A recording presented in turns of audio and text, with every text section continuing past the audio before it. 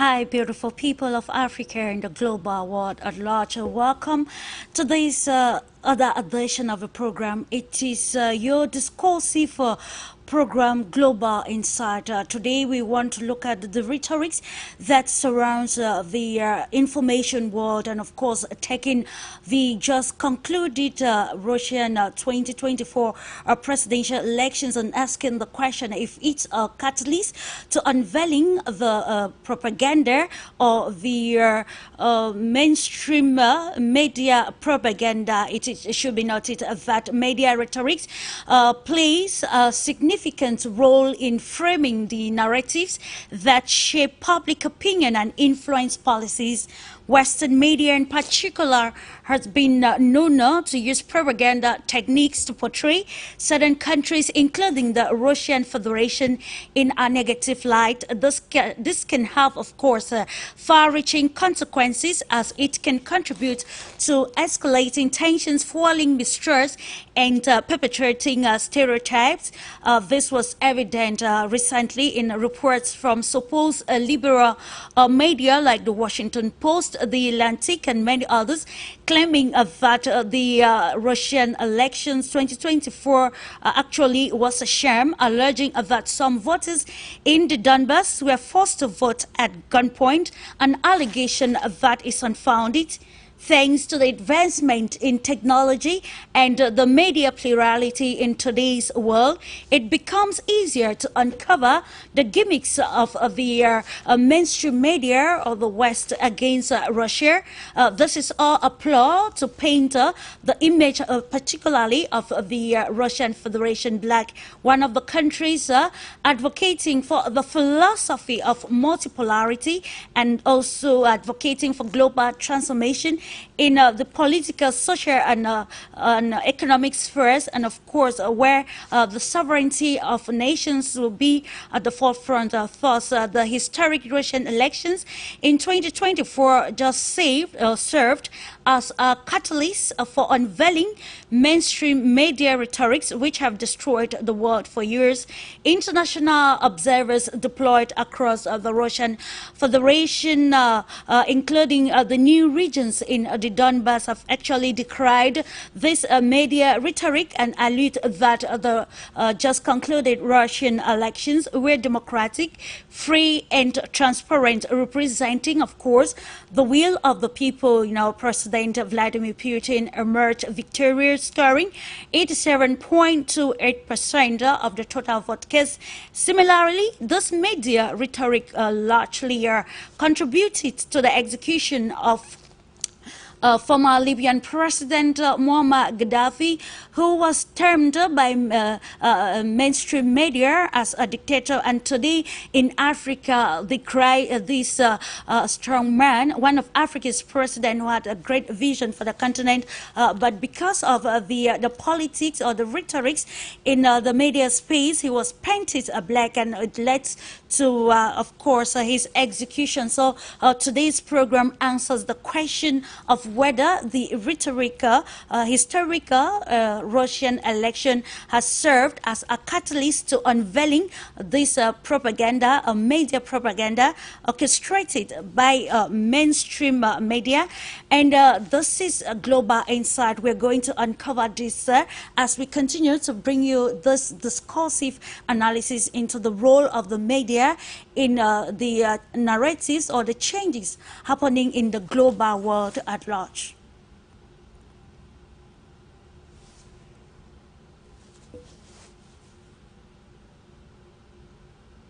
And if you are just tuning in, you are welcome to your Pan-African television.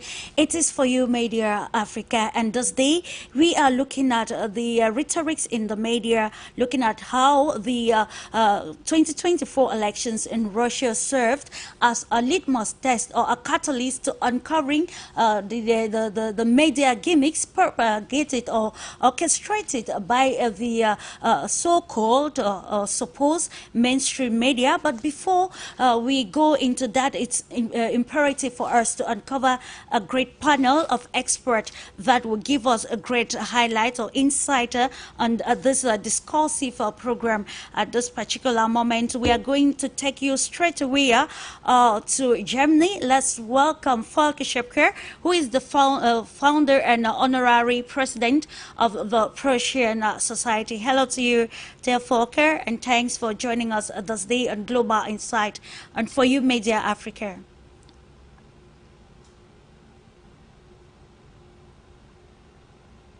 Hello, VOLKER. Can you hear me, please?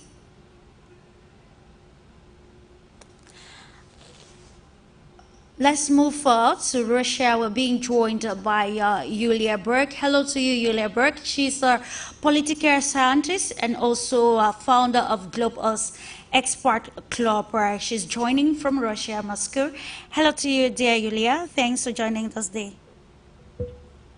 Hello, thank you for the invitation. It's always a pleasure, and we're looking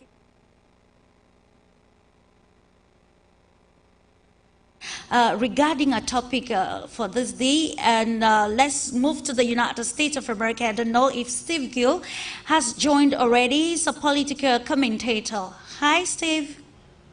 Hi, how are you? I'm doing good, and you? How are you today? I'm good, thank you. Okay, thanks for joining us today. And we're going to look at the latest development, of course, in Moscow.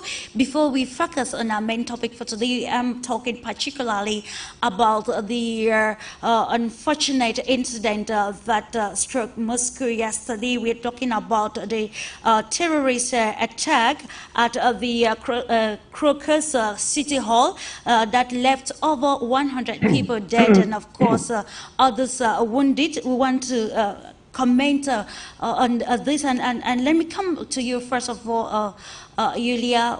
So far, with the latest development from last night to today, what do we know so far from the heinous attack that happened in Moscow yesterday? Well, it's a terrible tragedy that happened in Moscow yesterday at Crocus Concert Hall, where people gathered for a concert of a rock band, and it was several thousands of people waiting for the concert to begin when a group of terrorists entered the concert hall and they started shooting around using automatic guns. So what happened as a result of it, almost more than 100 people died at the scene. Some died later in hospitals. But aside for shooting at people, they've also set the concert hall on fire, and that led to more deaths. And some people died when they couldn't escape from the concert hall itself. So the work is still ongoing in terms of trying to save the ones who could have remained there. And the terrible terrorist attack, of course, has led to not just the victims, but also to many negative consequences. So the whole country is now in grief and sorrow. But what needs to be said is that probably the aim of the ones, not the ones who implemented the terrorist attack, but of the ones who actually planned and plotted it, was to spread fear in Russia. And we kind of knew it was coming, but due to the very professional work of our security services, many terrorist attacks, throughout those years, and especially the recent 2 years, many of them were prevented. And talking about what happened last night, the ones who executed the attack were already arrested. So it was less than 12 hours that they were, running around trying to escape the country. And they were arrested on the way to the Ukrainian border. They were already interrogated. All those videos are available publicly. Absolutely. So I would like to really appreciate the work of the security services that have, it took them less than 12 hours to disclose the people that were directly involved, and more people involved into the organizational processes were arrested. So now the biggest question is who was trying to spread that fear? Absolutely, and probably it comes from external, of course, forces. So that question has to be answered, and there is no doubt that the ones who executed will will face a severe punishment. But what's important to say as a consequence of this is that the attempt to spread fear did not really work out. What we saw happening, people were consolidating, they were helping each other, businesses and some of the celebrities were offering help. Yeah. So fear did not come. People are just, trying to do what they can to improve the situation. That's one. And number two, and that's also important, I think they were trying to play the ethnic card or the religious card, because they were trying to push that, those people attacking were either ISIS or Muslim or whatsoever else. And Russia has a very large Muslim community. So it's important to say that most of the people do understand that it's not related to internal or religious issues, that is just an attempt to shake up the situation. Absolutely, and that is why where the problematic lies. We can see indeed that it is actually a crucial moment for the Russian Federation, given that we can remember the attack that happened in Belgorod. That was on the first day of the elections, and of course, after the elections, we have seen these terrorist attacks, which according to report has not happened. Something of such magnitude has not happened in 20 years, and it becomes worrisome. But let's continue with understanding the situation with you. Steve Gill, what is your own appraisal regarding the terrorist attack that hit the capital city in Moscow? It has been alluded, like Yulia underlined, to the ISIS. Do you think there is more to it than we already have, as maybe the ISIS being behind these attacks? I think there's a lot more to this story. And first, let me say that our prayers are lifted up for the victims, their families, for the first responders who showed and so quickly dealt with the issue, and the security forces in Russia, who, as Yulia pointed out, have so quickly rounded up the perpetrators of this vile and atrocious act. Our prayers will continue to be there. And as Yulia mentioned, the folks in Russia have banded together, have come together. And I think it once again shows the resilience of the Russian people, that people have flocked to hospitals today to donate blood, to help the victims, to help the survivors. And again, they should be applauded for that.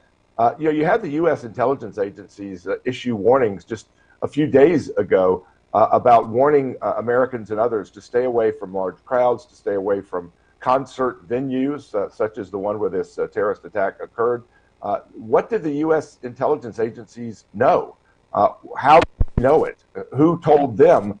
And why wasn't more done, perhaps, to protect those who might have gone to venues like this? But the fact that the U.S. intelligence agency seemed to know that this was coming before it came may not be a coincidence. And then they were quick at the U.S. State Department and others to proclaim that ISIS did this before the bodies were cold on site. Whenever you have incidents like this, the first information is usually wrong. The details that come out initially are usually wrong. And it is premature for anybody to point the finger of who did it or who didn't do it. And just as the U.S. State Department and U.S. media were quick to proclaim that ISIS did this, they were also quick to proclaim that Ukraine had nothing to do with that. There was not enough time to know the truth of what happened when they were issuing these statements. And I think as the focus of the program is on media and on how governments propagandize, we saw that right from the very outset, where the U.S. and Western Europe were quickly to claim that Ukraine had nothing to do with it. But now, as we know, as they've rounded up the perpetrators of this vile act, they were headed right to the Ukrainian border. Their own statements have indicated that they were paid not great sums of money, were provided weapons, were provided some training to go in and just kill people. Who provided the funds? Who provided the training? Who provided the weapons? And as they were dashing to the Ukrainian border, who did they expect to greet them there and provide them comfort? And that shows the fragility of the global world and the stakes at this particular moment.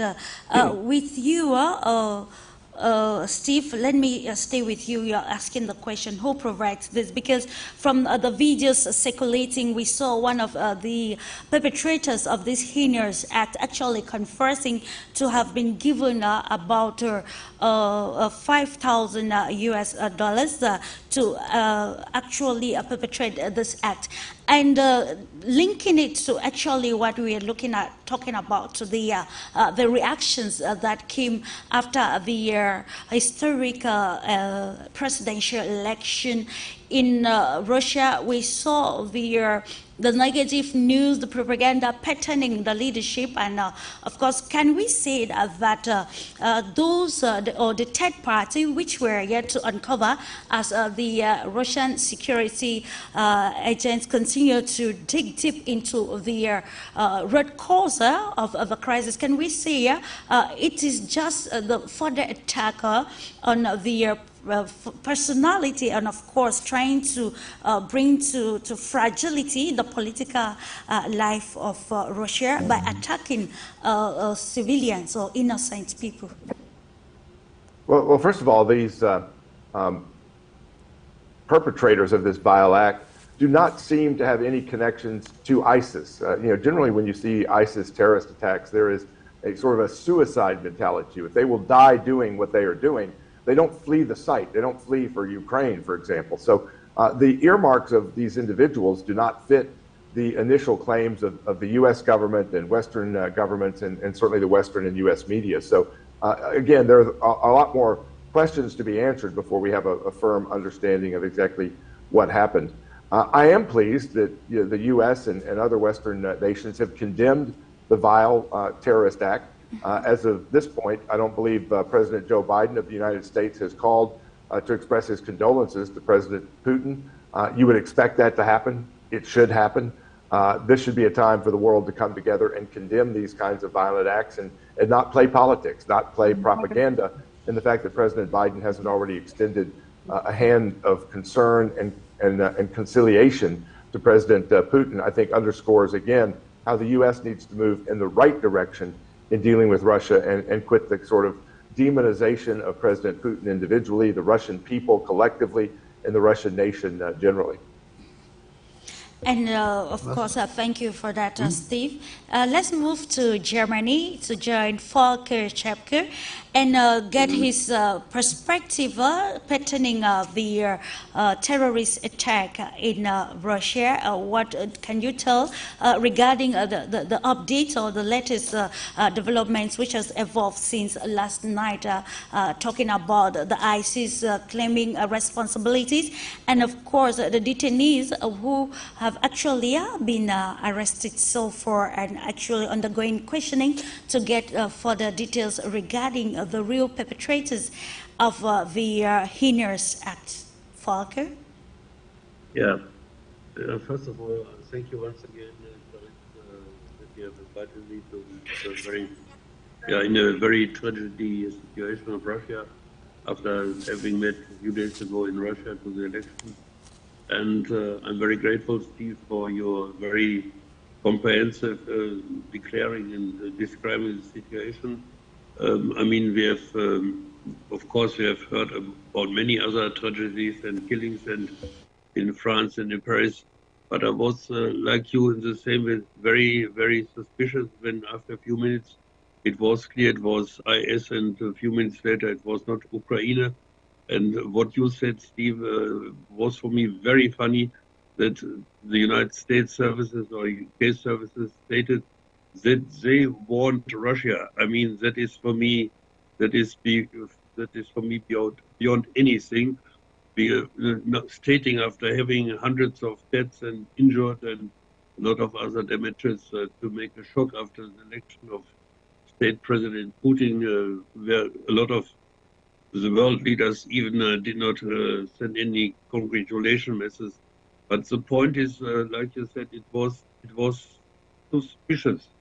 Of course, in a situation in Europe, or especially, I cannot speak for Europe, but for Germany, you have a feeling that something is wrong, especially IS. You described it wonderful. We have seen so many IS terrorist attacks, and that could not happen.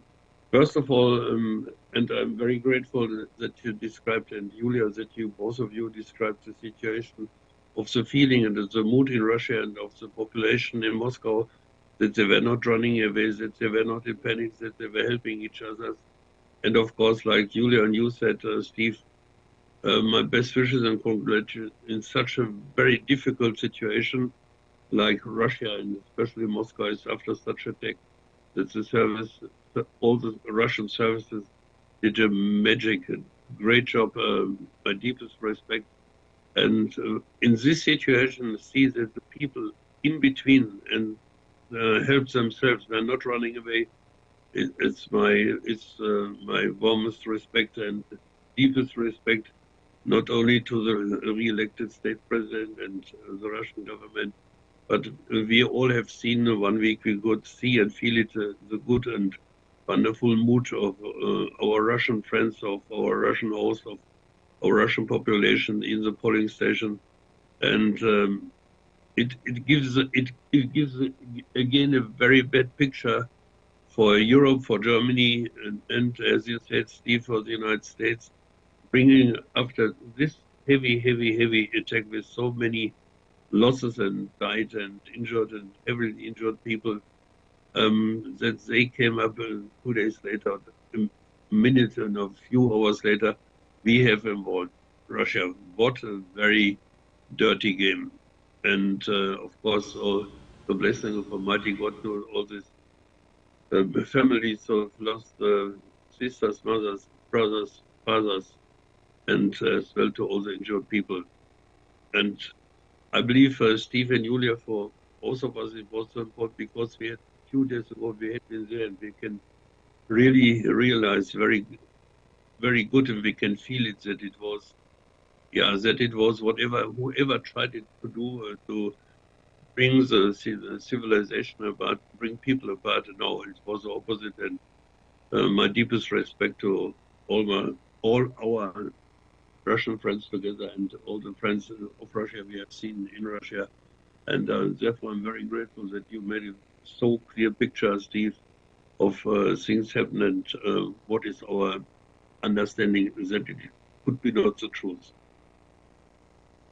Just to add that this latest development, which is very unhealthy in Russia, just shows the magnitude of or to what extent the global dynamics or the global transformation has actually the effect it has, especially on the innocent people, because at one moment you begin to ask why attack innocent people, why attack a hall that is actually hosting a concert, and you want to understand the reason there too, and we want to look at how these narratives or the latest development continue to shape the geopolitical narratives across the global world, especially patterning the Russian Federation. Let's meet PURNIMA, ANAND, president of BRICS International Forum, as she joins from India. PURNIMA will be welcoming you with this question of what you can say regarding the heinous or inhumane attack masterminded by some terrorists yesterday in Moscow. And of course, we are asking one of the perpetrators confirmed to have been promised money, and he has actually received part of the money, and we want to understand deeper what the attack will mean for the political life of Russia, will mean, of course, for the global dynamics in general. Good evening, Clarice, and I'm very happy to hear all our colleagues from US, Germany, Africa, and Russia on this important issue, because yesterday midnight I come to know about this heinous act which is done in Moscow region, and it is very serious attack, and it is brutally killed the people, innocent people who were there for the cultural program. And when we search the news, First of all, because from last 2 years, we are always search news again and again. It is fake news or it is real news. So when I come to understand that it is real news, when RT and Sputnik telecast about the pictures of this news, then we come to understand that in reality it happened in Moscow. So after immediately elections, when Russian people are celebrating their victory, this heinous act is really very brutal, very sad, very terrible, and innocent people killed. So we really feel so bad for those families and victims who were killed unnecessarily for the terrorist attack. So if it is a money matter or it is a terrorist attack or it is against the Russia, whatever it is killed many lives. So point is that nowadays news, media and other social civil organizations are very active, and it is very difficult to understand because I visited Russia many times and in difficult circumstances. I visited to Donetsk, I visited to Kherson, I visited to Crimea recently, and I always believe Russian security and Russian defense system. This is internal act because if understand them that what act they are going to do.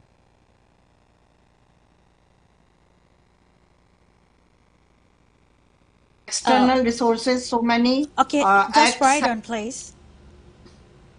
Hello, my voice is coming? Sure, Purnima, just right on. Okay, so I come to know that from external resources, so many attacks happen during election also, but Russian defense system manage it and they did not got any harm. But this is the internal problem. Internally, terrorists reach among the people and they did this act. So really it is very serious and we need to understand that in future it should not be happen, and Russian government and Russian system need to be more aware and to secure its people. It just shows to what extent security needs to be beefed up to curtail such acts. Let me come back to you, Yulia, with this same actual development. You know, listening to Purnima citing the new cities that is in the Donbass, Donetsk, Luhansk, Zaporizhzhia, and Kherson. When people hear Russia today and attacks, they will be thinking, of course, it should be concentrated in these new regions, but that is not the case in today's world. And we are talking about media rhetorics, looking at how a different picture of the Russian Federation has been brought, which is positive since, of course, Russia opened its doors to international observers and other people seeing the realities, of course, of Russia, seeing Russians, of course, as people who are not racist, as to counteract reports which have been circulating over the years. And in your introductory statement, you talked about the fact that this act is just to create more fear or panic and to make Russia seem unsafe for mankind now. So with all of these problematics in mind, what do you think at this particular moment is practical for the government of the Russian Federation to ensure that they maybe counteract all of these happenings and bring, of course, the situation on the ground?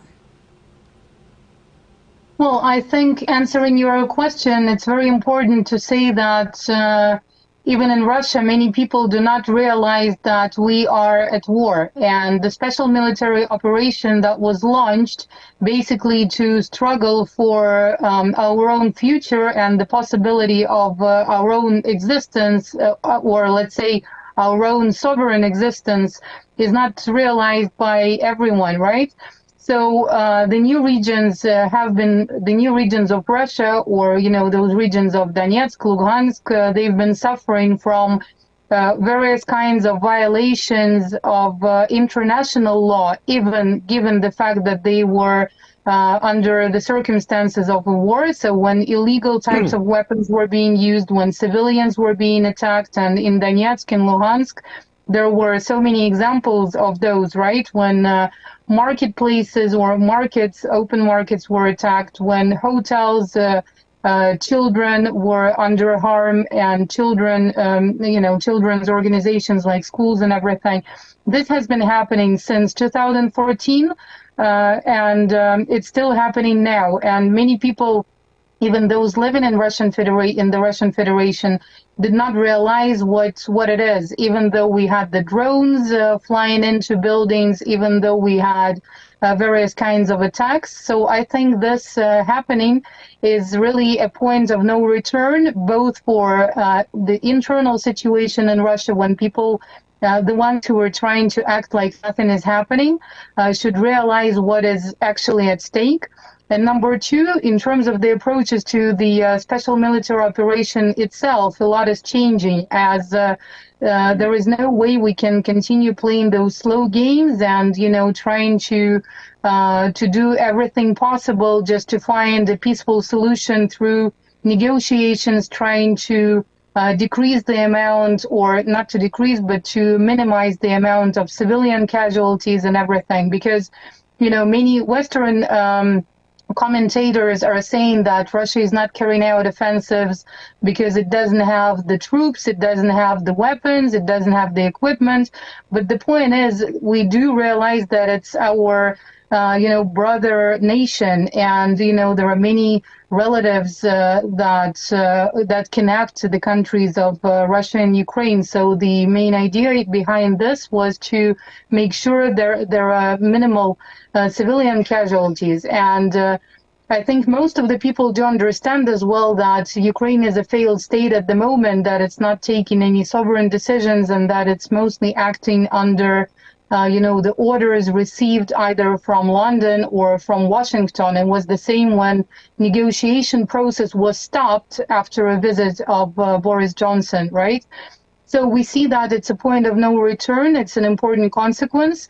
And then we see that people of the world do stand with Russia. They express their sympathy, they express their support, and a lot of people have even put it on their social media, I stand with Russia and everything. And I think the global community starts realizing what exactly we're dealing with, and the controversial signals coming from Washington that has warned but has not really shared the information with the Russian security services.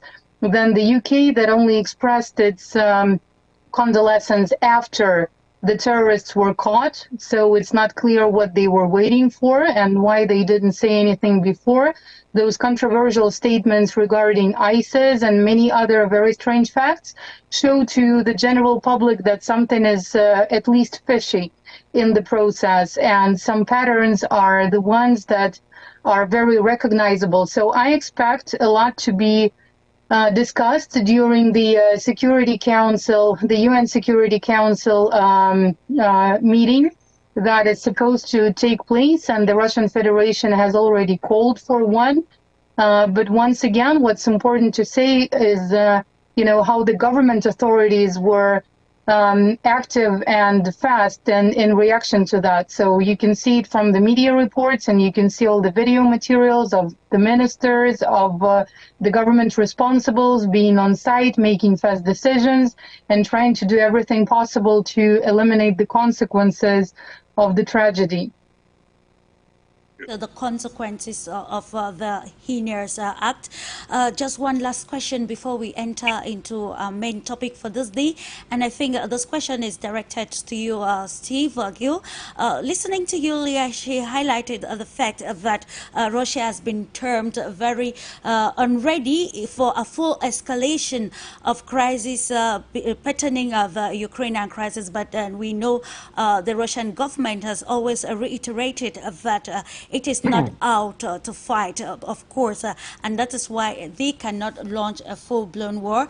And this aligns again, yesterday, the EU official in the person of Joseph Borrell still came to align with this philosophy of the Russian Federation, actually warning countries from bringing out statements that will bring more fear and downplay the fact that NATO and other forces should talk about a crisis or a third world war or a full-blown war in the Donbass, and of course saying there is need to mitigate, like Yulia said, the casualties, the civilian casualties. So now, what do you have to say regarding this new stance from the EU official, noting that it is imperative to shun war in the crisis pertaining Russia and Ukraine? Well, first of all, I agree with Yulia that the statements from please the West, hear your in some mic, cases, we can hear you. I can hear you. Okay, we're good.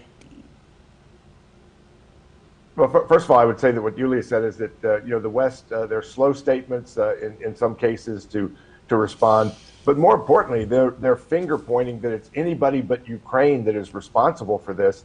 That Ukrainians never commit acts of terrorism, lest we forget the Nord Stream pipeline being blown up, one of the major acts of terrorism and environmental disaster that have occurred during our lifetimes, and yet no real scrutiny of what happened, who was responsible for that, or any accountability for that. We know that the Ukrainian officials have said they will conduct terrorist activities in Russia, and there have been assassinations in Russia that Ukraine has taken credit for, or that can be targeted directly to Ukraine. So the idea that Western Europe and American politicians and media are claiming that, well, Ukraine would never engage in terrorism. They have engaged in terrorism in this particular conflict. As Yulia pointed out, the aggressiveness of the Russian military in Ukraine is likely to increase. There have been criticisms of President Putin for not being more aggressive, for not putting more military force into Ukraine, for his patience to a large extent in how to prosecute this war.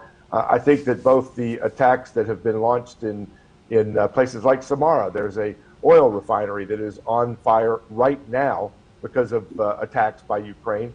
That the Ukrainians are stepping up their attacks inside Russia, seeking to increase their attacks inside Russia. And I think that President Putin's patience has come to an end, and that Ukraine will regret their most recent actions, including if they are directly tied to this terrorist atrocity in Moscow.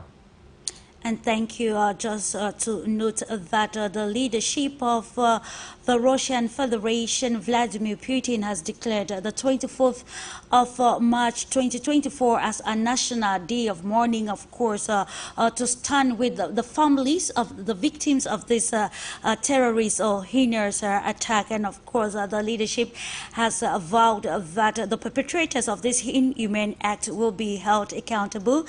We are talking about an act which has not occurred in the Russian Federation for over or close to 20 years now. About 115 or over 100 people have actually been recorded as casualties or victims of this heinous act just days after the Russian Federation or the population of the Federation actually voted to bring a new phase in the political life of the country.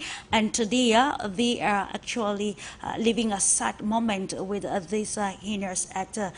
Just to remind our televiewers joining us that this is Global Insider, your discursive program on For You Media Africa. And after this jingle, we're going to go straight away to the main topic for discussion, which goes to discover the media rhetorics perpetrated by mainstream media and how the just concluded Russian election has served as a catalyst to unveiling this media propaganda orchestrated by mainstream media. I will join you right after this jingle.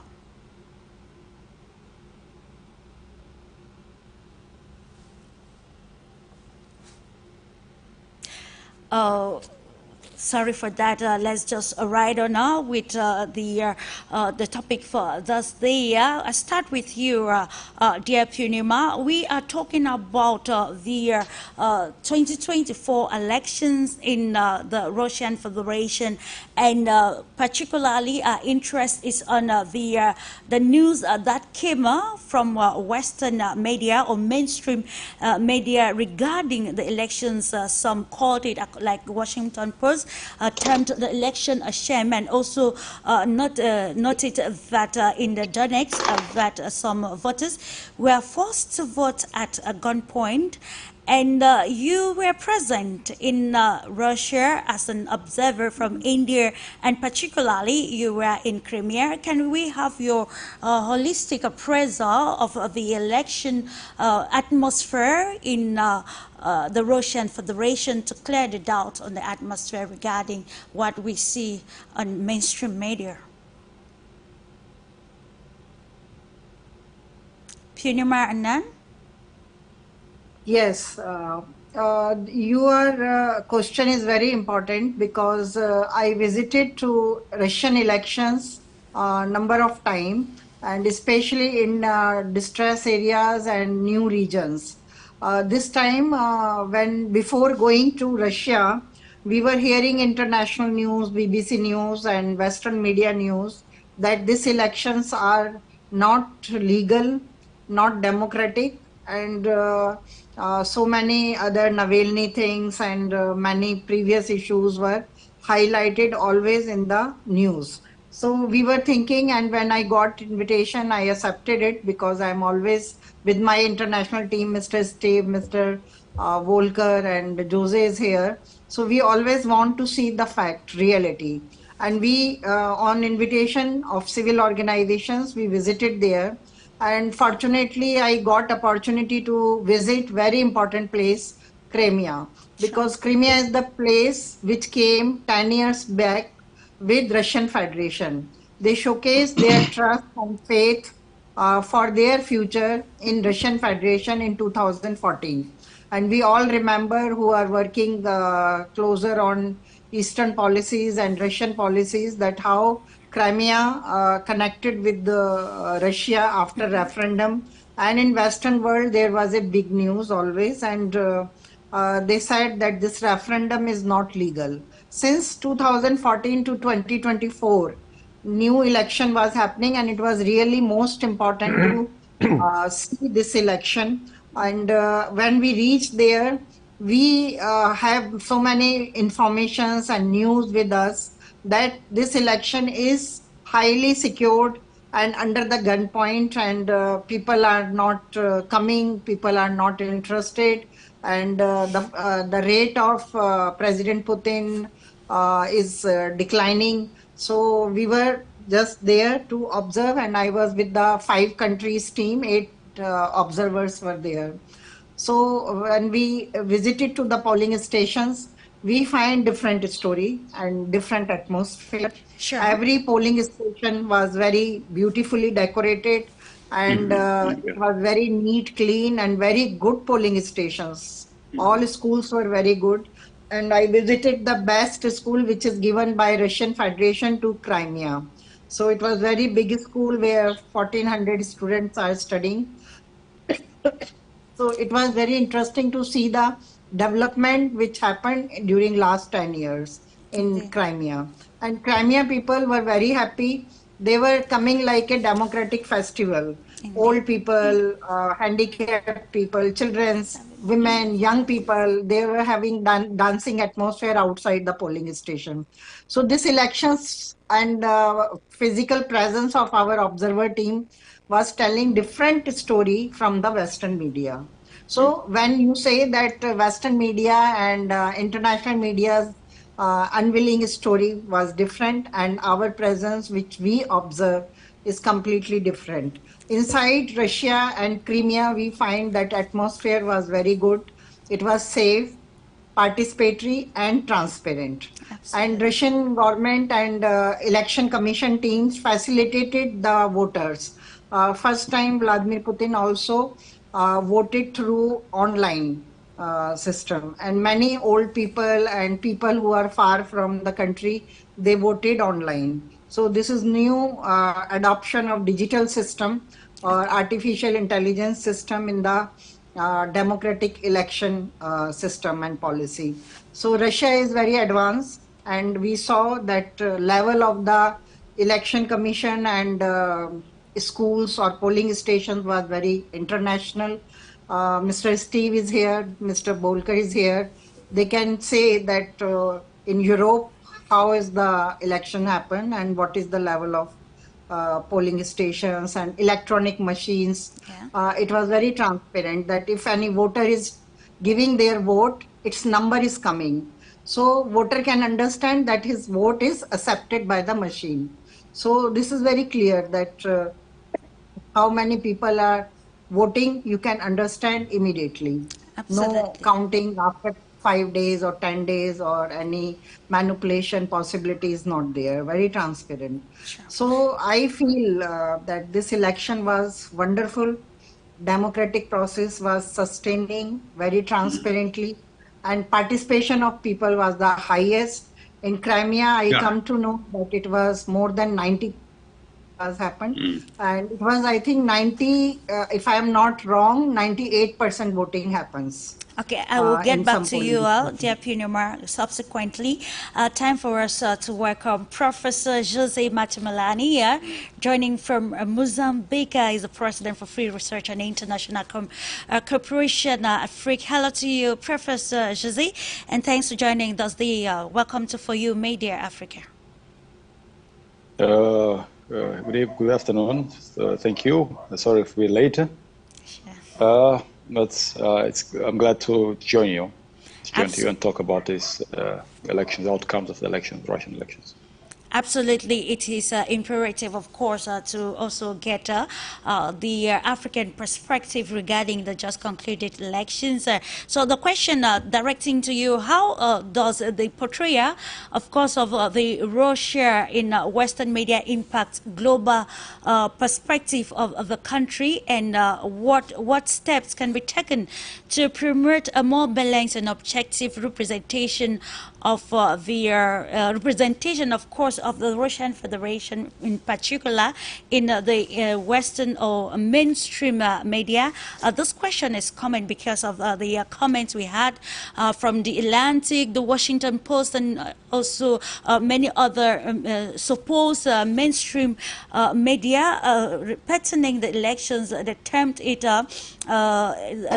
that it was coercive in the sense that people were forced to vote, and that in fact there wasn't any election. So what do you think can be done to ensure equal representation in of the Russian Federation in the international media landscape? Well, thank you for the question. Actually, the Russian Federation, I can't do anything about that because the Western is leading.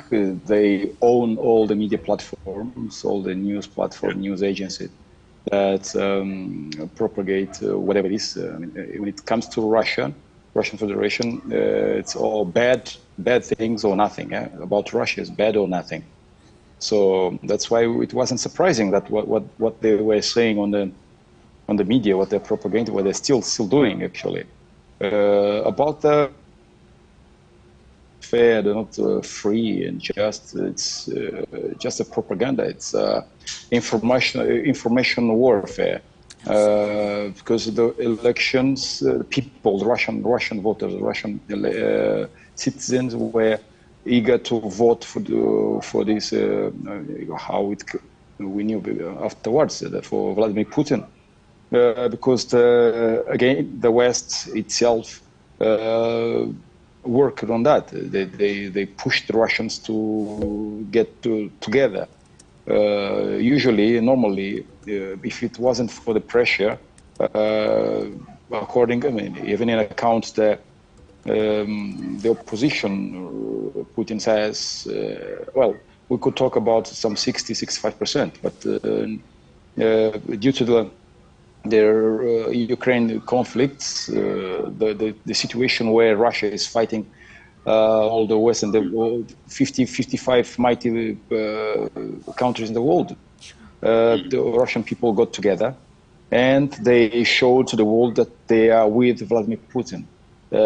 About the condition, I was actually in Siberia, so it's far away from Moscow, from the eastern part of Russia. People, I talked to people, and people were saying, even those who usually don't vote for Vladimir Putin, they were saying, well, I have no other choice. Because my country is under attack. We can't change the commander right now. I mean, we have to vote for Putin.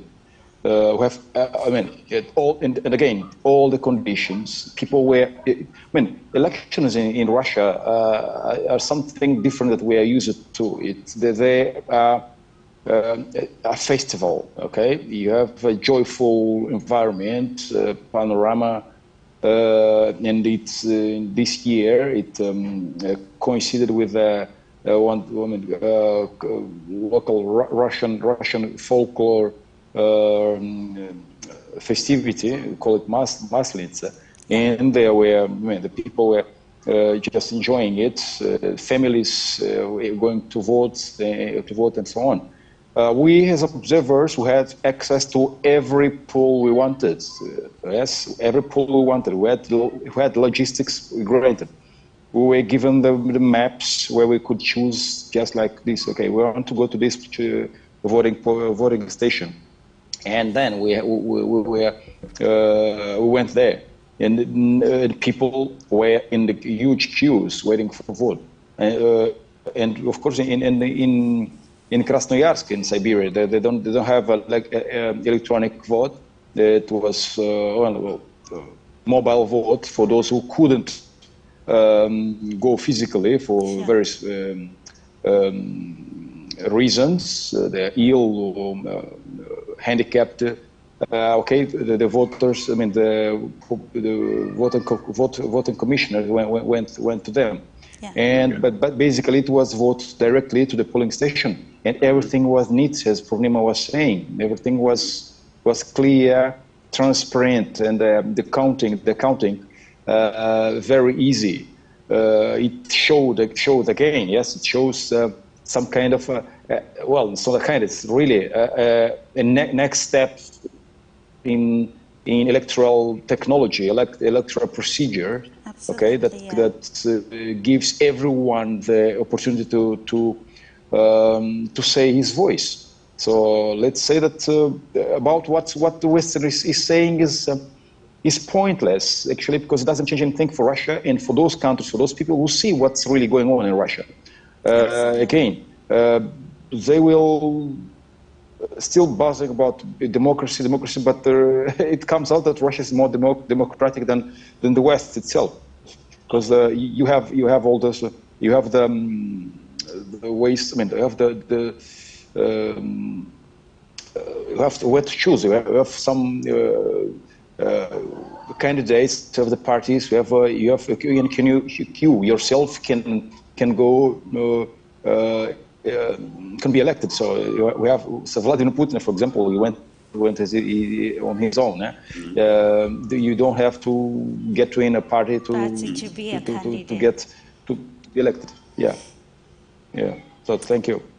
And of course, quite amazing about the Russian election. For you, media was actually present on the field to appraise the situation for objective reporting of events pertaining the Russian Federation. And you highlighted, Professor Jose, that indeed it is an information warfare that is even heightened or hiked as far as the changing global dynamics are concerned. Let me get your viewpoint with this, Volker Schapke. We're talking about information warfare. We're talking about the propaganda. Of course, it is not new that the mainstream media made these audacious but negative comments about the organization and the outcome of elections in Russia. The issue is the effect of what what this agenda setting by mainstream media, the consequences of this on the population, like we talked in the preamble, that the media rhetorics, of course, have far-reaching consequences that can contribute to escalating tensions, political tensions, and it can also fuel mistrust and perpetuate some type of stereotypes. So how can, being aware of these rhetorics which are being propagated by the mainstream media, what do you think are the right parameters to curtail it now and balance the aspect of news given on very global issues concerning the international world? Yeah, thank you. Thank you very much for this very wonderful get-together and webinar or conference about the last elections. I can only add our President José, and of course, no, first of all, Madame PURNIMA, and then José, and even we have now seen. I mean, I was invited the first time Russia, but it's the election in 2018 president election. Then I was there during the pandemic, the 5 days election of the constitution, and then there was to the next election. I was in Perm, and last year I was in Luhansk, and seeing all this, and I'm so very happy and delighted, Joe. How do you describe the mood? The families are well dressed, or Purnima says the schools are decorated and well organized, and we all don't have this. I mean, I cannot speak for Europe, but in Germany we don't have this. And when I mean, coming back to Germany and have in mind that 2 years ago on a federal election, there was in Berlin, in our capital, there was such a hell of a mess that we have to repeat it 2 times. We have no ideas of electronic election. We have no ideas of app election. We have no of anything. And when you see that even Russia, we have, it's a country, the biggest country in the world, is 11 time zones. And when you see, like Joe or Purnima, I like very much what be an international interview, so I have to call you, of course, Madame Purnima, describing from Crimea. What I've seen in Luhansk is fascinating good. How precise it is. And it's not only what we have seen in the polling station. During the 5 days, we have seen 165 polling stations where we're traveling 600 kilometers. And what Joe said, it's not only that the suggest we go to this and this polling station. You can yourself always decide, no, we like to see this and we like to see this. So the statement here is always, they sent you to polling station which they have prepared especially for you. What a nonsense! Because Purnima, Joe, and even Stephen, we all have seen not only the polling station, we have seen the civil chamber, we have seen the monitoring system. There is a monitoring system with 4,000 volunteers sitting 27, 24 all the days, the 3 days or 5 days, and monitoring the complete country. There is no chance to do any harm, or especially when Joe said when you are sick people, they're always going to one official and one of the observers, of the Russian observers. I mean, when I came back to Germany, they said there were no independent election observers from the world. This time we had been 370 election observers from the complete world. I mean, they're all in a position like Madame, in a hiring position as BRICS, president of the BRICS of India. Steve is, I mean, for me, it's always so important when I say, yes, India are good friends, and of course, Mozambique, they're all good friends, and they've chosen you because they know they're good friends. No, I said, there are even members and citizens from the United States. They cannot believe it. And I say here in Germany, after so many elections, we have had the great honor and pleasure to see as election observers with a very highly education of the system, with a wonderful briefing. But when I say, Steve, that we had even members from the United States, they always call me crazy. And the situation is here, yes, with always my compliments, and I quote you many, many times, but the situation in Europe and in Germany is totally different. I mean, from me and my age, God bless, by the grace of Almighty God, but you normally cannot say that you have been to Russia. The last year when I was 4 times in Russia, I was in Mariupol and was Luhansk many times. I went through Helsinki, long story, and I said, no, I'm just going for a week to see friends in Helsinki. And when I came back from Luhansk, I got a statement from the Ministry of Foreign Affairs, our Ministry of Foreign Affairs, and I was now in between all the crazy and lunatics and terrible people, right-wing people, racists and neo-Nazis on this list, the sanction list of the United States. Yeah. I went to the Russian ambassador, the very wonderful, great ambassador here, and a very good and close friend. I told him, Excellency, after having been in Luhansk, I'm now on the international list, sanction list of the United States. He said, Mr. TSCHAPKER, congratulations, you made it, but you need a long time. So that is describing how the situation is.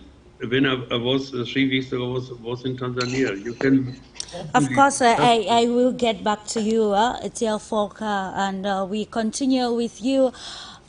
Steve, we are looking at the stakes of the place or the role of the media in shaping narratives across the global world, and of course we're looking at the audacious but negative statements made regarding the 2024 historic elections. I call it historic elections in Russia because of the participation for the first time of the liberated regions. That is, it was their first time voting in a presidential elections in 10 years, making it very historic. Do you think, Steve, being a media personality and from your perspective as a political commentator, do you think the 2024 presidential elections in the Russian Federation has served as a litmus test or a catalyst that will unveil this media, mainstream media propaganda, and how can the media world actually bring solutions that will change the narratives in the aspect of agenda setting that will have negative consequences? We said in the preamble that Gaddafi was painted black by Western media, and it ended up seeing his execution, and now we're seeing the same media gimmicks playing around Russia and even countries which are friends to the Russian Federation. Do you think it is the high time to actually put an end to these Western media gimmicks?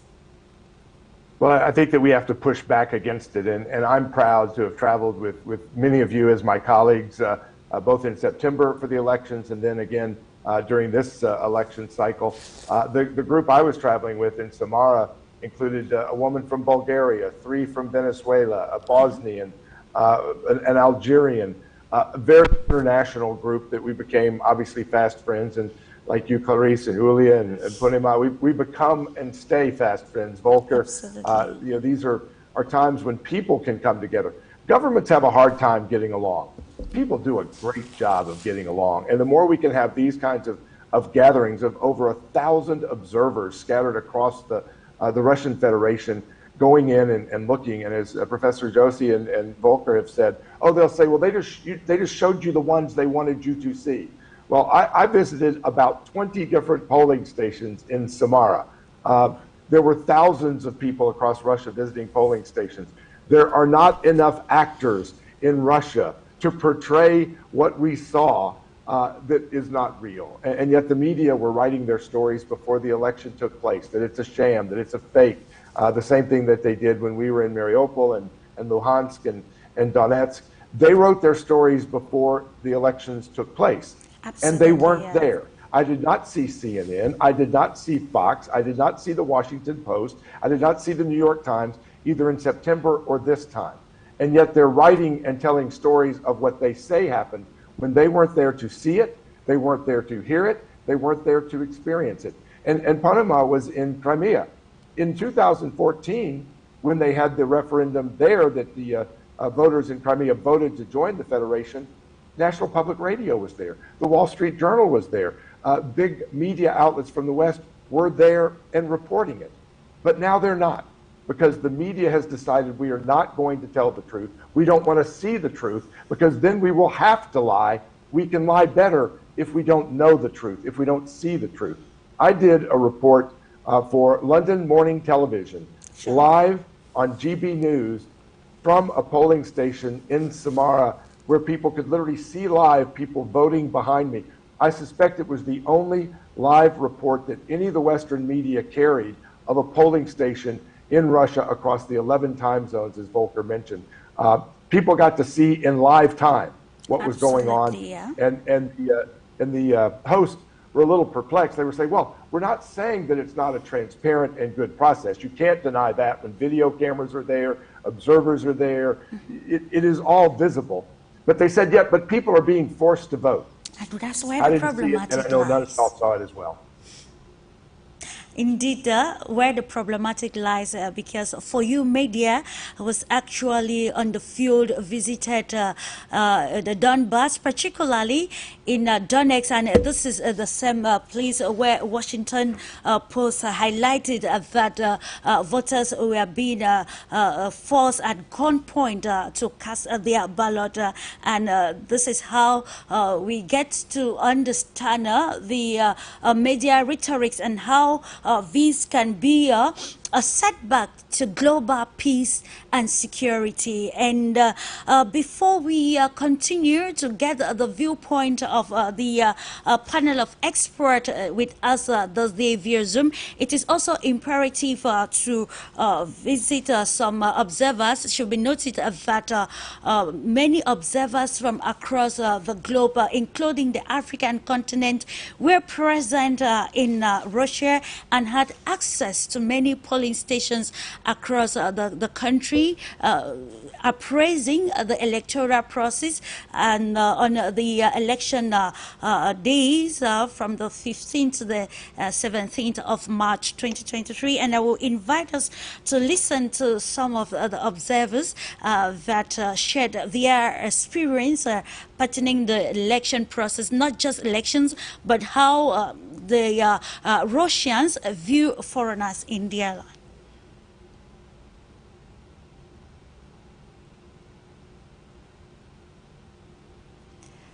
Please, can we listen to some of the observers' viewpoints pertaining the elections? Clarice, question to me? Okay. Well, thank you very much. My impression about the elections in Russia, well, it's wonderful. In fact, it's a new book in my mind about what I should think about Russia. All the while we had an impression that this is not democracy. These are people who are not democratic at all, and there's an overarching leader who kills the spirit of people. I can't dispute about what I didn't see, but I can talk about what I have seen. Well, I have seen an election take place. I saw the process from the beginning to the end. In fact, I visited more than a dozen polling stations in a number of towns, and I saw that the process for a universal adult suffrage had been very transparent, has been organized in a free, fair, and transparent manner. And I was shocked about the process because I didn't know there was such a strong universal approach to democracy, until I saw what I saw. And I can see that the people were enthusiastic about what was in place. They came out to vote in their numbers. They showed commitment to their country and to their people and to their leadership. And eventually, I gave it up. I just had a feeling that all the while we had been thinking wrongly about this country. today have a change of mind. I think that there's a good future for Russia. Democracy is taking roots and is doing well. And I suppose that in the next few elections, I'm very sure those who criticize Russia that much, will begin to reconsider what they think about Russia. I think that when you see democracy planted and it is growing, you will expect that the seeds will produce results. And I think that we are going to have a very strong democratic tradition taking roots in Russia, bearing fruits, and showing that this is a country you can depend on as a free and fair, as a free and liberal country, which will enable a great committee of nation relationship in the event of international discourse and international relations. Yeah. So essentially, what I came out to see about the people is the rare hospitality I saw. In fact, as a person, I thought that coming from Africa would make a difference. It didn't make any difference at all. They absorbed me into themselves. They accepted me. They were willing to do anything to make you happy as a visitor to their city or to their country. And this human touch is unique, to anybody you can find in this space of our world. And so they have demonstrated high levels support to us who were visitors. They demonstrated high level hospitality, acceptance, and I think that if you were thinking anything about Russia, it is important to rethink. For me, I'm rethinking, and I think that if you have the opportunity, you would also begin to rethink. Thank you. So the election results for the Russian Federation, I mean, it's an incredible mandate. I think the returns coming in, putting President Putin at somewhere around 80%. So, like, in terms of a consensus, a mandate for the next term, for this president, for this government, it's unprecedented. And I think a lot of people in the West are not used to seeing these types of margins. So immediately the reaction from the Western media is going to be, oh, this is a sham election. There's no way that any candidate could get 80% of the vote. And it's hard for them to comprehend because they've been told for years that Vladimir Putin's not popular and that the elections are a sham in Russia. So they can't possibly comprehend that anybody would win by that type of a margin. But when you come to this country, what you see is that this president is extremely popular. So he has the backing of the people for just about everything domestically and internationally. There's, of course, a lot of dissenting opinion on a lot of issues. This is what happens in Russia. There's a lot of political discourse, a lot of arguments, a lot of disagreements. But when it comes to political leadership, the consensus is pretty clear. And that includes after the conflict in Ukraine, now 2 years in. So you see a signal from the Russian people that they do approve of the special military operation, what the government's doing, despite all the flack that's coming from Europe, that's coming from the West. So that said, some of the reports are pretty unbelievable coming out of Western mainstream media that people in the Donbass republics, like the DPR, the LPR, Mariupol, etc., they're being forced to vote by gunpoint. This is literally what the Washington Post has reported. Now, election observers on the ground in all of these regions have not seen anything nearly resembling this at all. So I can speak from personal experience, having been on the ground in parts of Donetsk and, of course, in Mariupol and other regions, that we didn't see any of this. So where's the Washington Post or the Western papers getting these reports? Anonymous sources? Are these remote reports that they're getting? Nobody can validate any of this. So you have to look at this in the context of a propaganda war that's going on between Russia and the West, or more extensively between NATO, the NATO countries led by the US and Russia. So this is just what we can deduce based on lots of reporting, lots of eyewitness testimonies, lots of election monitors. So an incredible week on many different levels. And so there'll be a lot more discussion on this, I'm sure, going forward.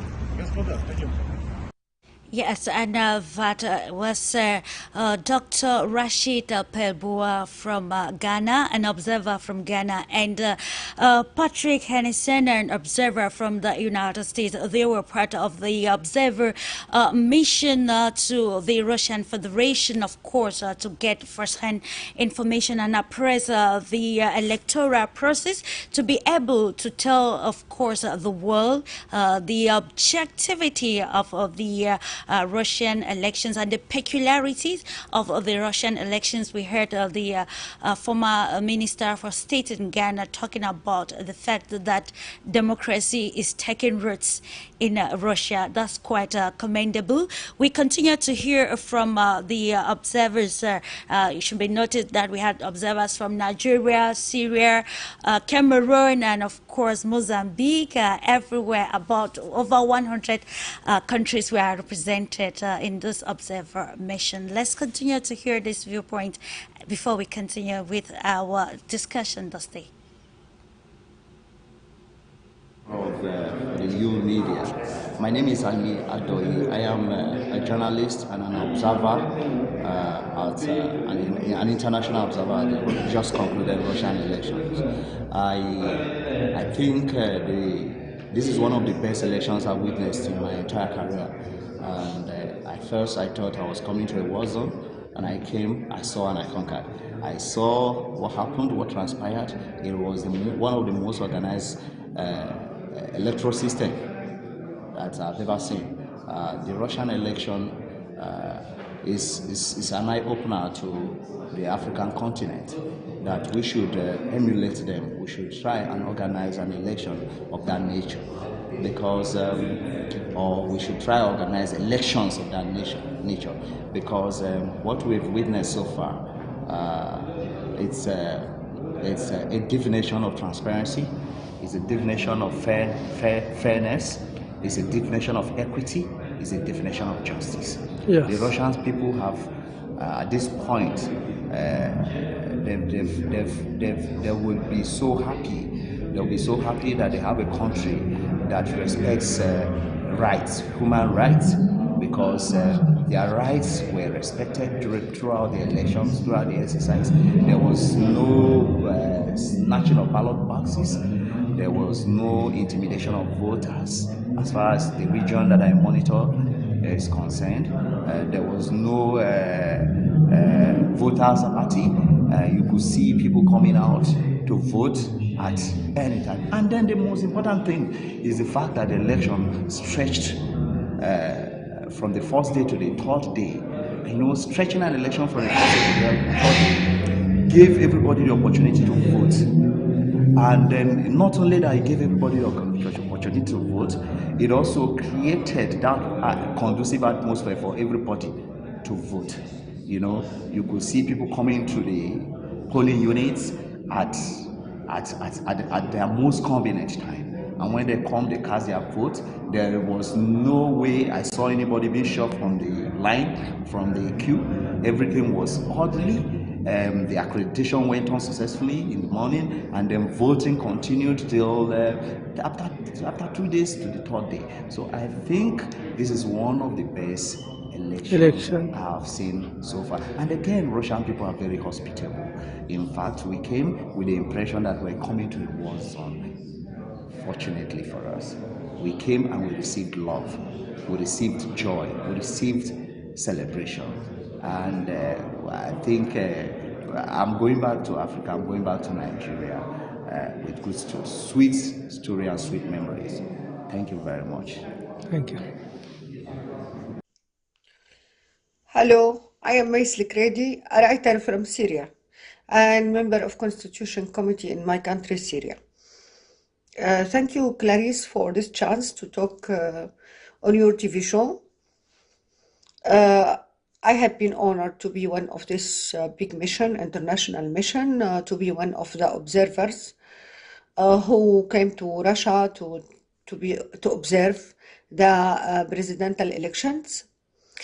And as you know, we deal with many members or many observers around the world. We were, I think, more than 120 countries, and also the mission was very special. It became like a festival around the world, and it became like a big event because of many people care about this. Many people care about this elections for many purpose and many consideration. At least because it's a good step for many people, a special step for building a new world with a new kind of thinking, and to have a new future for our generations.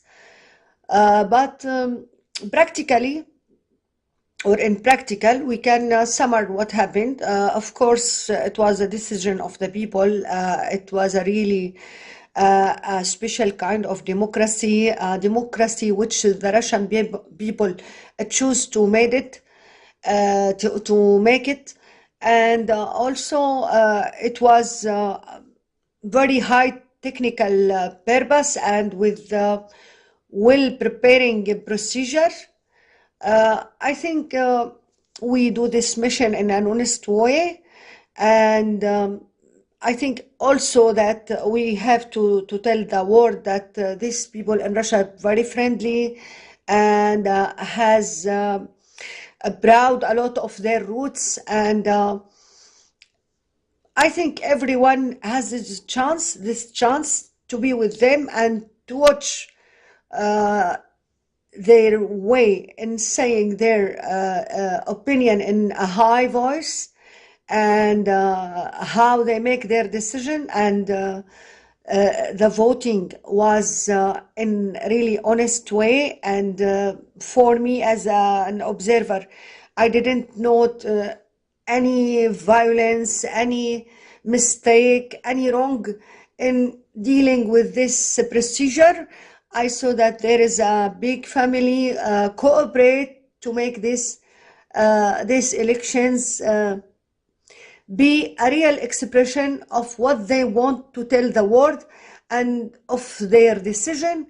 And we congratulate the people in Russia for making this their democracy with their own standard, and also we congratulate Mr. President Putin for this trust the people in Russia gave him, and we wish to hold the people around the world to continue in making their decision and in making their future, especially my friend in Africa, as all my friends around the world, especially my friend in Africa, especially my friend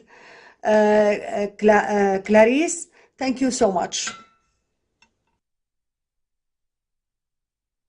And of course, we just listened to some of the observers shared their experience or share their experiences in Russia during the past weeks while monitoring or observing elections. Now, to you, Purnima Anand, you as the president of the BRICS International Forum, let's look at, of course, the importance of the 2024 Russian elections to the actually what it means for BRICS nations, particularly for India, and of course the international cooperation with the Russian Federation.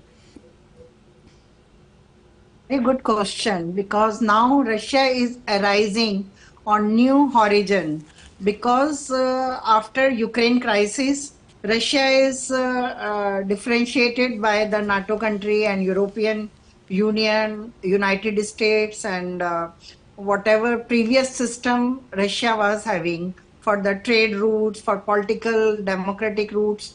Now, this election 2024 will give new empowerment to Russian Federation to mix up with the African countries and Asian countries to create new economic trade and logistic routes.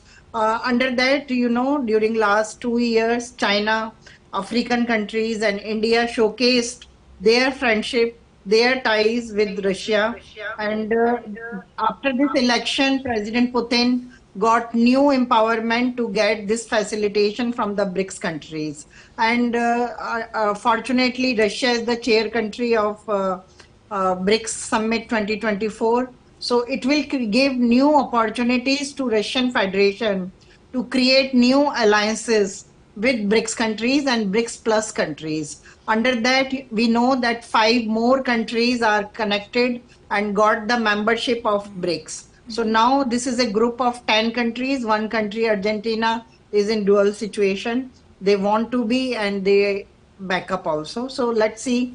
I hope they will come back, and many more countries, as I know personally, 40 countries are interested to get the membership. They are in queue.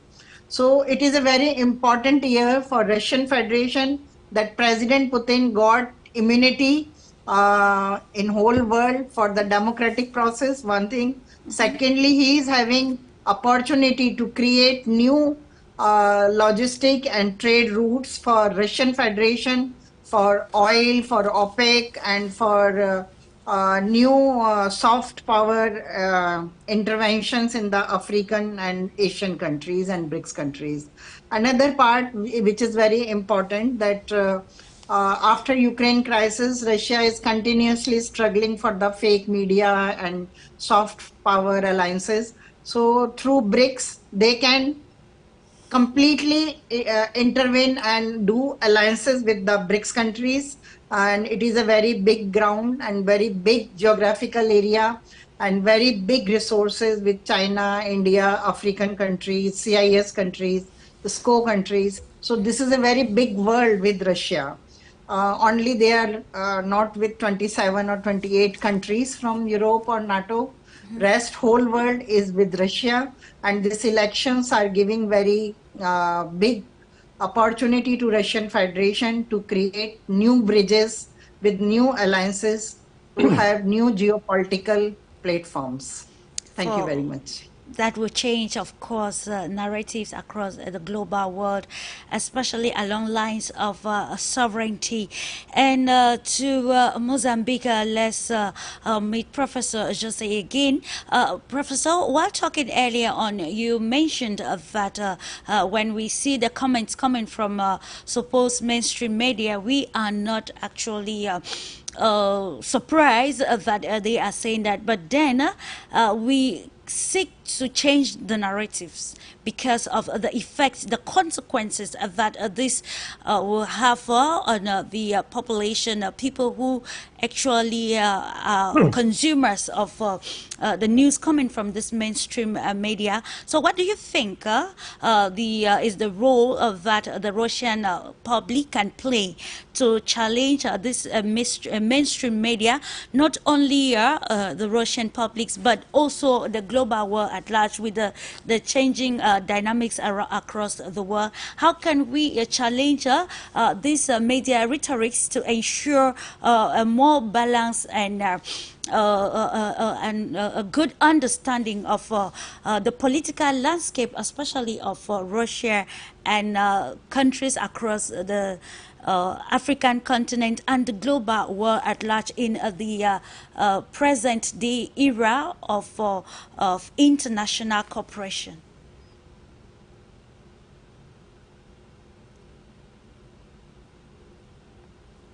Professor Jose, the question is directed to you.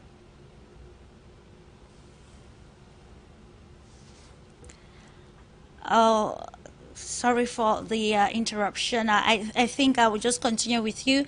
Steve, we're looking at the way to change the narratives to reduce the effect of these media gimmicks or rhetorics on the consumers of news from the mainstream media. Well, I think that a big part of it is the people who were there, like you and the rest of the observers and experts and my colleagues that are joining you today. What we saw, we can share, not just in the media in our own home countries and in our own home communities, but with our friends and our neighbors.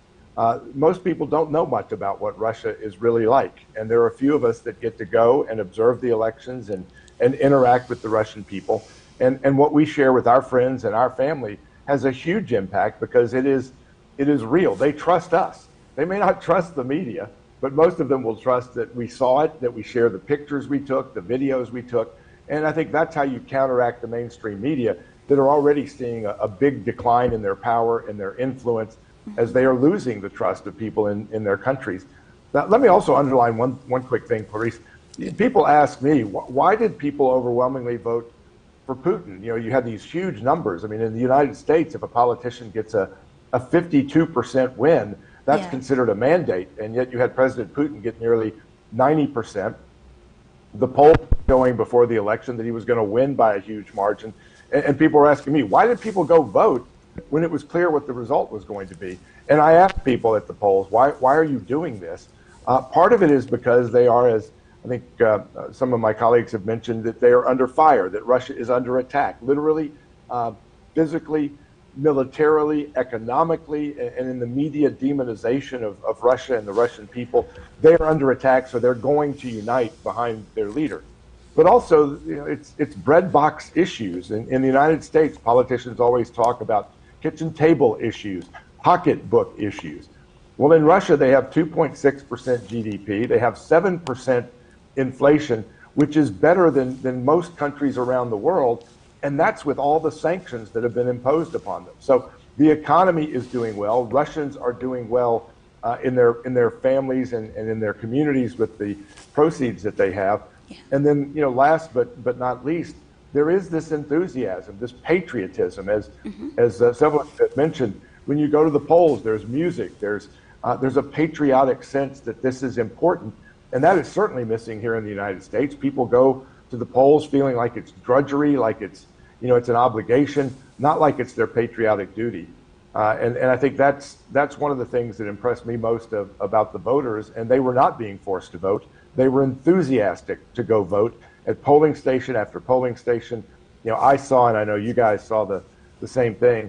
People were happy to turn out because they felt like it was their patriotic duty. They wanted to be a part of it, and they were a part of it with huge turnout across the country from one end to the other. And I think that says, again, a lot about the process. It's not only transparent in terms of the plexiglass boxes where people place their paper ballots, but also the fact that there are video cameras live streaming the vote, live streaming the count. So when we hear these ridiculous stories from Western media of people being forced to vote, led to the ballot, you know, led into the voting booth by gunpoint, you know, there are literally thousands of cameras in Samara, tens of thousands of cameras across Russia showing where anybody can go view it.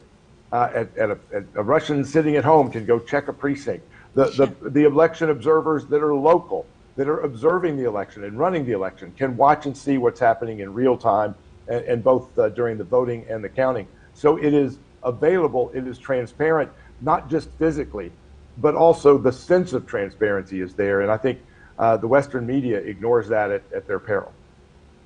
Absolutely. Just to, of course, add to what you've said, Steve, when the President Putin was addressing the nation after the proclamation of the official results, he highlighted that the source of power in the country, that is Russia, is the Russian people. And we can attest from the development of from what we witnessed on the field, the the joy, the euphoria that characterized the election days in the Russian Federation, just to add as to why President Putin had to score that high in the elections. And I think also it's because the Russians have understood the narratives in the present world. I would liken what happened to Russia to a few years ago when, let's go, take the case of Rwanda. Probably 2017, if I get my facts correct, the population of Rwanda went down to the street to call for a referendum or a reform of the constitution to ensure that the leadership of Paul Kagame actually continues to be at maybe takes the baton of command in the country because of the work that the president has been doing, and the civilians have understood that the leadership holds the interest of the country and the population at heart, and that is why it is imperative for Steve. I'll continue with you. I was just commenting this to what you have said. Now, let's look at the aspects of democracy. How can you define the concept of democracy pertaining the observation or the elections in Russia 2024? Because mainstream media has called it undemocratic. And do you think a democracy of a nation should be dictated by another country? What are those tenets or those features of real democracy that you saw in Russia during the elections? Well, it's frankly to me bizarre that our U.S. officials will criticize foreign interference in our elections while the president is trying to remove Benjamin Netanyahu from Israel and telling the Israelis how they have to vote. We have American politicians claiming we must support Ukraine because we must support democracy, while President Zelensky has canceled elections. They're not holding them like Russia just did. President Zelensky has canceled elections in Ukraine, canceled foreign or the independent media in Ukraine, canceled opposition political parties in Ukraine, and is going after the Russian Orthodox Church in Ukraine because he sees that as a threat. That is the democracy that we are supposedly defending in Ukraine, that is about as anti-democratic as you could possibly get, versus what I saw and what thousands of observers saw with an election that did take place, that was fair, that was free, and was transparent. And yet that's not what is being reported in the West and in European media either. The media is telling lies. And that's why it is so important for shows like yours, Clarice, so those of us that are in media in other countries to tell the truth. And I'm as disturbed as anything by the fact that my friend Volker is being put on sanctions list for daring to go and see and tell the truth. That other observers are either being threatened or put on sanctions list because of seeing and telling the truth. These Western media outlets, the European and American media outlets and Western governments and Europe and American government should be embracing truth, not shutting it down, not trying to cloak it. But we've seen it in the U.S. in elections here, where contrary to having video cameras showing what's going on, contrary to having political parties in the counting process to see and observe that it's being done fair, they're making these bogus claims that they have to shut out the observers and put butcher paper over windows to keep people from seeing the counting process. Yeah. When you have ballots that are coming in that are supposedly mailed in that do not have a fold, do not have a crease, we have no right in the United States to question other elections and their fairness when ours is so brutally unfair and so brutally twisted and being used to promote an agenda and a political party rather than to have fair and free elections, despite us pointing the finger at others. And I'll make one final point. For those to question Russia and Vladimir Putin, quote, supposedly jailing and removing opponents from the ballot, there were 4 people on this ballot with President Putin and 3 others. There were people that were running political parties in this election. And in the United States, we have one party, the President of the United States and his party, literally trying to jail Donald Trump to keep him off the ballot, trying to remove him from the ballot while pointing the fingers at others. It is hypocrisy of the worst, and it is destroying the credibility of the United States in the world. Okay, thank you so much. And just 1 minute from you, dear Volker, the concluding phase. We don't have much time to be together again. Just one word regarding what we discussed, the changing narratives around the media world regarding the Russian Federation and also Friends of Russia. First of all, I was very impressed by all the other election observers we have seen here in the interviews which you got us to see and to hear. Wonderful statements from Algeria, from Africa, from Nigeria, from a continent, and as I'm as well a very good friend of Africa and was a few days ago in Tanzania, the feeling they say Russia is wherever you go to Africa, Russia is most welcome, because Russia was the only country since the last 100, 150 years who was not a conqueror, who was not a colonist. And Steve, what you said, that is for me so important. The question of Clarisse was, does anybody have the right to interfere or tell Russia what to do? No, because all these people from the Western world, these very wonderful people from the Western world, being something special because we have a democracy, we all have signed the Charter of the United Nations. All. And Article 2 of the Charter of the United Nations is not to interfere in internal aspects of any country in the world. So we have not to do anything to tell any country in the world how they like to live. And especially Germany, after failing an election in the capital, in our capital, we have to shut up and we have to crawl under a table and to do our own homeworks before we before we stand up and tell anybody how to live, how to work, how to wait. And even if the Russians would do an election in their own way, we have to accept how this government and the parties make an organization for an election. But we all have seen this is the highest standard I have seen ever. And I was with Purnima, we were in Africa, and even Africa did in many, many countries a wonderful, clear and very democratic, transparent election. So we therefore, especially from the United States point of view, and I was 2 years ago, I was in Venezuela, met a lot of American election observers, your colleagues, and they said the same. We Americans, it's better when we do not mention it, election or election services.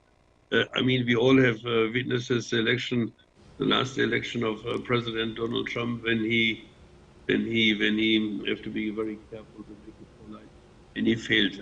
I mean, that is the story of us all. All right. So I'm Clarisse, I'm very grateful that you have, because we all have to do what Purnima and Joe and we all said. We are witnesses, and you can be sure that we will make the same statements like what we do here now, do it every day, and that is our position and that is our strength, because from when you have a piece of wheat, we will carry out the fruits. Very grateful. Very grateful. Thank you so much, dear Volker. Indeed, media plurality and advancement in technology has actually brought us to the know and how to understand that there is the media rhetorics and how this can undermine the peace process or global peace and security. And of course, how can we change the narratives? And this is the time I want to take this opportunity to appreciate each and every one of you for your great insight on our topic this day.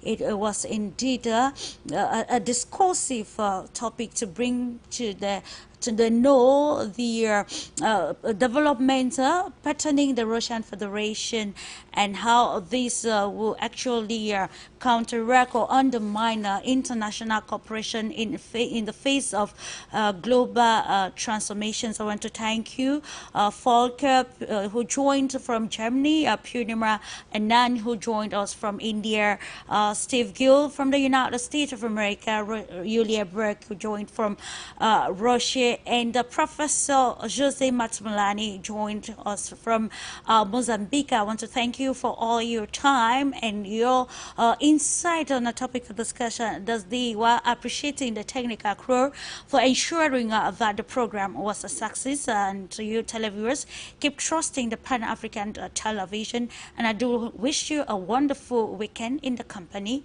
of our transmissions.